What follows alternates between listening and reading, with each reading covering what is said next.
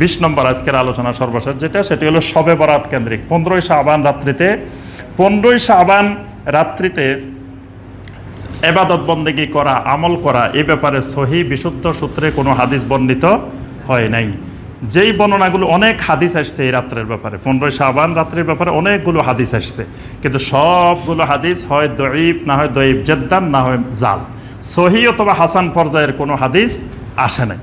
একটা হাদিস সুনান ইবনে মাজার, সেটা কয়েকটা সনদে বর্ণিত হওয়ার কারণে শেখ আলবানী রাহমাহুল্লাহ এটাকে হাসান বলছেন, হাসান লেগাইরি বলছেন। এর বাহিরে ওইটাকে অন্য ফকিরাও এটাকে হাসান বলেন নাই, শেখ বিন বাজ রাহমাহুল্লাহ এটাকে হাসান বলেন নাই, তিনিও বলছেন দঈফ, শুধু একটা হাদিসকে হাসান বলছেন। তো সবাই ওইটা পেশ করে যে একটা হাদিস তো হাসান আছে। আচ্ছা, ভালো কথা, ওই হাদিসটা যদি আমরা ধরে নিই, ঠিক আছে, এই হাদিসের উপরে আমল হবে, তো ওই হাদিসের দুইটা আমল করতে বলা হয়েছে, একটা হলো শিরক মুক্ত হওয়া, আর একটা হলো হিংসা মুক্ত হওয়া। বাস আমল হলো এই দুইটা।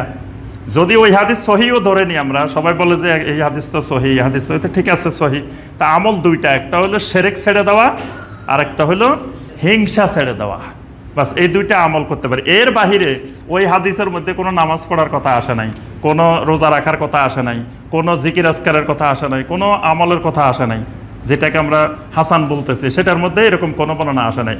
এইসব বর্ণনা যেগুলোর মধ্যে আসছে সবগুলো দঈফ জেদ্দান এবং জাল।